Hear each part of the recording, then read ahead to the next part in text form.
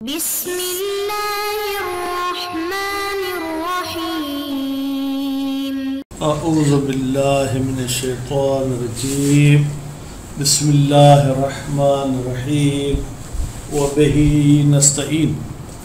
الحمدللہ ہماری گفتگو کتاب المساقات کے بارے میں ہے۔ تو آج کے درس کا پہلا مسئلہ یہ ہے کہ مساقات میں جو درختوں کا مالک ہے اس کے لیے مکروہ ہے کہ وہ عامل کو حصے کے علاوہ کسی سونے یا چاندی کا بھی شرط کرے۔ یعنی مثلا کہے کہ بھائی حصہ تو میں اٹھاؤں گا ہی، لیکن ساتھ میں مجھے 1 تولہ سونا 1 تولہ چاندی دینا، یہ مکروہ ہے۔ اچھا، سونے اور چاندی کے علاوہ اگر کوئی اور شرط رکھے، مثلا 2 کپڑوں کے جوڑے مجھے دینے ہیں آپ کو، یا مثلا جو ہے کہ 1 گائے 1 بکری دینی ہے، تو فرماتے ہیں وہ مکروہ نہیں ہے۔ کیوں؟ اس لیے کہ ہم شک کرتے ہیں۔ سونے چاندی کے بارے میں تو دلیل آیا ہے، اس کے علاوہ دوسری چیزوں کے بارے میں شک کرتے ہیں کہ ان کی شرط کرنا مالک کی طرف سے جائز ہے یا مکروہ ہے یا مکروہ نہیں، تو اصالت الجواز یا اصالت الاباحہ کہتی ہے کہ مکروہ نہیں ہے۔ اس کے بعد پھر دوسری شرط، دوسرا مسئلہ کہیں یا اسی مسئلے کی مزید وضاحت کہ بھائی یہ جو شرط مالک نے کی تھی عامل پر کہ تم مجھے یہ چیز دو گے یہ چیز دو گے، یہ شرط اس وقت لازم العمل ہوگی جب وہ پھل کاٹنے تک اتارنے تک سالم رہے۔ لیکن اگر جو ہے طوفان آیا، وہ پھل جو ہے تلف ہو گیا یا کچھ اور، یا مثلا درخت جیسے باری کرتے ہیں، آم کا درخت ہے 1 سال بہت آم دیتا ہے، اور کبھی کچھ ایسے درخت ہیں دوسرے سال نہیں دیتے، 1 سال دیتے ہیں دوسرے سال نہیں، تو ایسی صورتحال میں جو ہے کیا ہے جناب وہ شرط پر عمل کرنا لازمی نہیں ہے۔ اب پھر ایک مسئلہ سناتے ہیں کہ اگر معاملہ باطل ہو، مثلا اس میں کوئی شرط ایسی تھی جو مبطل تھی، تو ثمرہ کس کا ہوگا؟ فرماتے ہیں کہ الثمرۃ تابعۃ للاصل، بھائی یہ ثمرہ اپنے درخت کا تابع ہے، جو درخت کا مالک ہے ثمرہ بھی اس کا ہے۔ البتہ عامل نے یہ جو کام کیا تھا اس کو اجرت المثل ملے گی، اس لیے کہ اس نے مفت میں تو یہ کام نہیں کیا تھا، اور جو ہے کیا ہے اس کو عوض ملنا چاہیے۔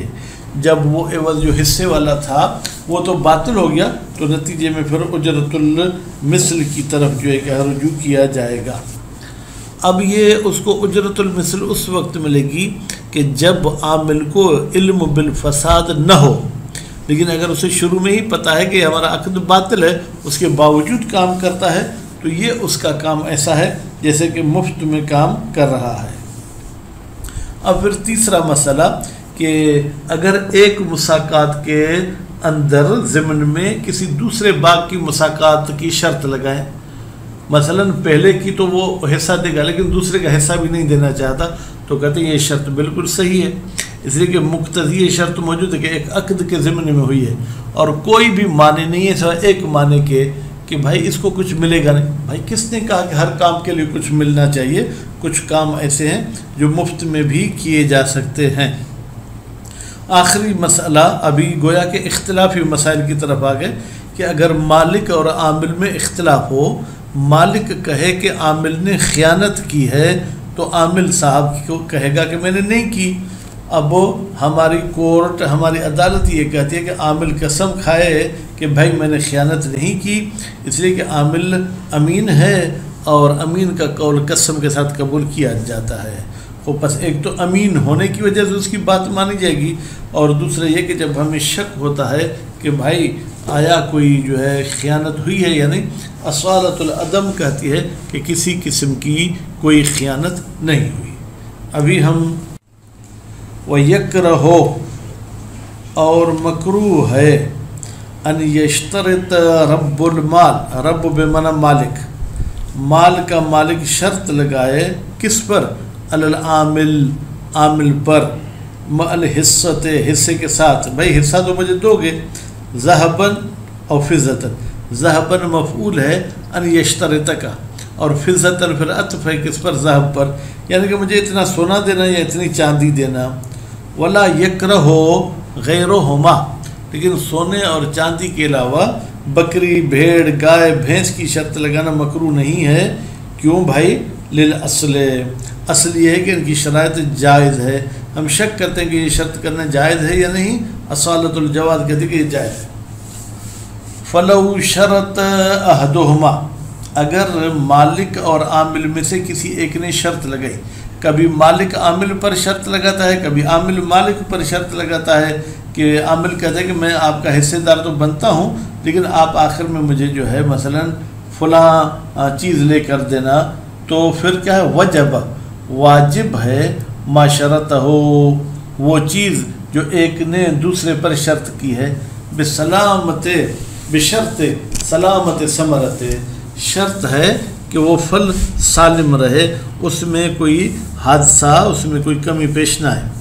فلو تلفت اجمع، اگر وہ پورا کا پورا پھل تلف ہو گیا، او لم تخرج، یا اتفاق سے ان درختوں نے اصل پھل کو نکالا ہی نہیں، پھل نہیں دیا، لم یلزم، یلزم میں ایک ضمیر مستتر جو جا رہی ہے اس شرط کی طرف، وہ شرط لازم نہیں ہوگی، لأنہ، اس لیے کہ اس شرط کو لینا یا اس شرط والی چیز کو لینا حین اذن، جب پھل تلف ہو گیا، اکل مال بالباطل، یہ تو ایسا ہے کہ اکل مال بالباطل، باطل یعنی کیا؟ یعنی گویا کہ آپ نے کوئی چیز دی نہیں ہے، آپ یہ مال کھا رہے ہیں، تو یہ آپ کے لیے مال کھانا ٹھیک نہیں ہے۔ فإن العامل، بتحقیق عامل صاحب، لم يحصل له عوض ما عمل، اس کو بیچارے کو تو وہ حصہ بھی نہیں ملا جو اس نے عمل کیا تھا اور کام کیا تھا۔ وَكَيْفَ يَكْسُرْ مَا عَمَلِهِ، تو پھر یہ کیسے خسارہ کرے گا جبکہ اس کا عمل بھی ایسا ہے الفائت جو ضائع ہو چکا ہے۔ اب شیئن آخر، یہ یکسروں کے لیے مفعول ہے، پھر کیسے کسی دوسری چیز کا یہ خسارہ ادا کرے گا۔ وَلَوْ تَلَفَ الْبَعْضُ، لیکن اگر پورا کا پورا پھل تلف نہیں ہوا، کچھ حصہ تلف ہوا ہے، فَالْأَقْوَى عَدَمُ سُقُوطِ شَيْءٍ، تو قول قوی یہ ہے کہ اس شرط سے کوئی بھی چیز کم نہیں ہوگی۔ عملاً بشرط، ہم عمل کریں گے شرط پر کہ بھائی شرط میں 1 تولہ سونا رکھا گیا تھا۔ کما لا یسقط من العمل، جیسے کہ بھائی اگر کچھ پھل تباہ ہو جائے طوفان وغیرہ میں، تو اب عامل کہے کہ میں آدھا کام نہیں کروں گا کیونکہ آدھا فروٹ تباہ ہو گیا، نہیں۔ کما لا یسقط من العمل شیء، جیسے کہ کام سے کوئی بھی چیز کم نہیں ہوگی، بطلف بعض ثمرت، اگر کچھ ثمرہ جو ہے کیا ہے وہ تلف ہو جائے۔ وَكُلَّمَا فَسَدَ الْعَقْدُ، اور جب بھی عقد جو ہے وہ فاسد ہو جائے، فَثَمَرَتُ لِلْمَالِكِ، تو پھل مالک کا ہوگا۔ کیوں بھائی مالک کا ہوگا؟ لِأَنَّهَا، اس لیے کہ یہ ثمرہ، انہا کی ضمیر ثمرہ کی طرف پلٹ رہی ہے، تابعتن، یہ تابع ہے، لِأَصْلِهَا، اصلہا کی ضمیر بھی ثمرہ کی طرف جائے گی، اور اصل سے مراد جو ہے کیا ہے؟ درخت ہے، یعنی جس کا درخت پھل بھی اس کا۔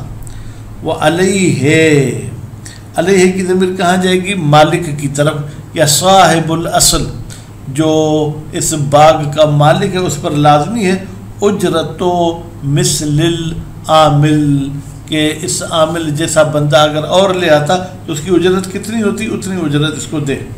لأنہ، اس لیے کہ اس عامل صاحب نے لم یتبرأ بعملہ، اپنا کام مفت میں نہیں کیا ہے، ولم یحصل لہ العوض المشروط، اور اس عامل کو وہ حصہ تو نہیں ملا جس حصے کو عقد میں جو ہے کیا ہے جناب شرط کے طور پر پیش کیا گیا تھا کہ تمہیں آدھا دوں گا یا چوتھا حصہ دوں گا۔ تو نتیجہ کیا ہوگا؟ فَيَرْجَعُ، یہ عامل رجوع کرے گا الاجرت، اجرت کی طرف، یا یوں کہیں پھر یہ عقد رجوع کرے گا اجرت کی طرف لیکن عامل کی طرف پلٹا دے۔ ھذا، یہ جو ہم نے کہا کہ عامل کو اجرت المثل ملے گی، یہ اس صورت میں ملے گی اذا لم یکن عالما بالفساد، جب عامل کو علم نہ ہو کہ یہ معاملہ فاسد ہے۔ کیونکہ بھائی اگر پتہ ہے کہ یہ معاملہ فاسد ہے پھر بھی تم کام کرتے ہو، پھر تو گویا کہ یہ تم جان بوجھ کر اپنا جو ہے کہ مفت میں کام کر رہے ہو۔ ایک یہ کہ علم بالفساد نہ ہو، ولم یکن الفساد بشرط عدم الحصۃ للعامل، اور دوسری بات یہ کہ عقد اس وجہ سے فاسد نہ ہو کہ انہوں نے شرط رکھی ہو کہ عامل کو حصہ نہیں ملے گا۔ تو تو ایسی صورت میں عقد باطل ہے، اور عامل کو کہا ہے حصہ نہیں دے گا، پھر بھی کام کرتا ہے تو کام کرے، پھر تو وہ اس کی اپنی قسمت ہے۔ وَإِلَّا، اب دیکھیں لم یکن اوپر نفی تھا، پھر الا آتا ہے تو یہ اس بات میں تبدیل کر دے گا، یعنی اگر یہ دونوں چیزیں ہوں، یعنی علم بالفساد ہو یا اس کا عقد اس وجہ سے فاسد ہے کہ اس کے عدم حصہ کی شرط رکھی گئی تھی، فلا شیء لہو، تو کوئی بھی چیز نہیں ملے گی اس عامل صاحب کو۔ بھائی کیوں نہیں ملے گی؟ لدخول، دخول بمعنی اقدام، اس لیے کہ عامل نے اقدام کیا ہے علی ذالک، بغیر عوض کے کام کرنے پر۔ جب علم تھا فاسد ہے تو کیوں کام کیا؟ ولو شرط عقد مساقات فی عقد مساقات، اگر شرط کی جائے ایک عقد مساقات کی دوسرے عقد مساقات میں، فالاقرب الصحۃ، تو قول اقرب یہ ہے کہ یہ شرط کرنا صحیح ہے۔ مثلا میں آپ کو کہتا ہوں میں حیدرآباد والا باغ آپ کو دیتا ہوں، اس میں آپ کام کاج کریں، آپ کو اتنا حصہ دوں گا، اس شرط کے ساتھ کہ جو ٹنڈو جام میں میرا باغ ہے اس میں بھی آپ کام کرو گے، تو لے وجود المقتدی، اس لیے کہ یہاں پر مقتدی صحت موجود ہے۔ مقتدی صحت کیا ہے کہ بھائی ایک عقد کے درمیان یہ شرط سائق لگائی ہے ہم نے، وہ انتفاع المانع، اور کسی قسم کا کوئی معنی بھی موجود نہیں ہے، پر جب مقتضی موجود ہوگا اور معنی مفقود ہوگا تو پھر وہ شرط اپنا اثر کرے گی۔ فرماتے امل اول، بھائی پہلی بات مقتضی والی وہ کیسے آپ ثابت کریں؟ فہو اشتراط عقد سائق، وہ ایسا ہے کہ آپ شرط لگا رہے ہیں ایک عقد جائز کی، فی عقد سائق لازم، ایک ایسے عقد میں جو جناب جائز بھی ہے، جائز یا فقہ والا حرام نہیں ہے، اور لازم، وہ لازم بھی، یہ لازم در مقابل جائز، یعنی عقد جائز نہیں یہ بلکہ عقد لازم ہے۔ وَيَدْخُلُ، تو نتیجے میں یہ جو آپ نے شرط لگائی یہ داخل ہو جائے گی فی عموم المؤمنون عند شروطہم، خاص اس میں جہاں پر کہتے ہیں کہ بھائی مومنین پر ضروری ہے کہ وہ اپنے شرط پر عمل کریں، بس انہوں نے بھی یہ شرط لگائی تھی کہ بھائی یہ مساقات تو تمہیں حصہ ملے گا لیکن اس کے علاوہ دوسری مساقات کا کوئی حصہ نہیں ملے گا، تو اسی صورتحال میں یہ معاملہ ٹھیک ہے اور یہ شرط بھی ٹھیک ہے۔ وصلی اللہ علی محمد و آل محمد۔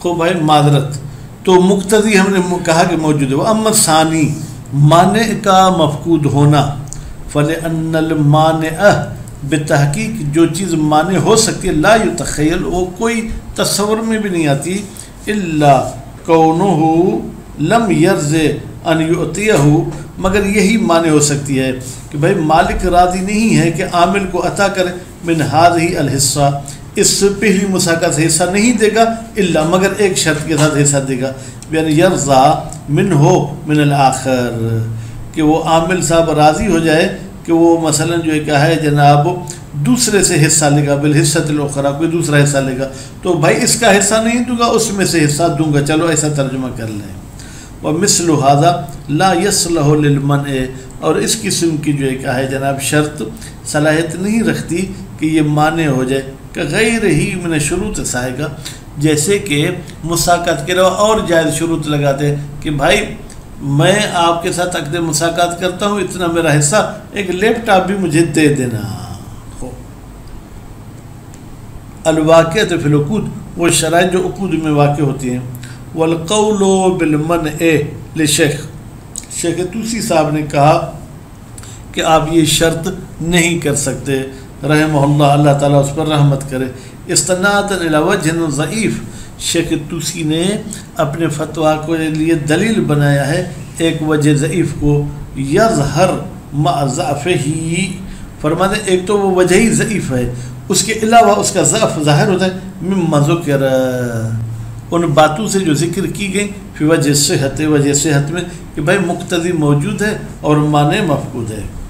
ولو تنازعا فی خیانت العامل، اگر یہ دونوں اختلاف کرتے ہیں کہ عامل صاحب نے کوئی خیانت کی ہے اس باغ میں یا نہیں، تو کیا ہوگا؟ حلف العامل، عامل صاحب قسم اٹھائے گا، لأنه امین، اس لیے کہ عامل امین ہے، ویقبل قولہ، تو نتیجے میں عامل کا جو ہے کیا ہے قول قبول کیا جائے گا، بیمینہ، قسم کے ساتھ۔ کس بات میں وہ قسم کھائے گا؟ فی عدمہا، کہ اس نے خیانت نہیں کی ہے۔ خوب، بس ایک تو قسم ہے، ولی اصالت عدم الخیانت، اور اصل یہ ہے کہ اس نے کوئی خیانت نہ کی۔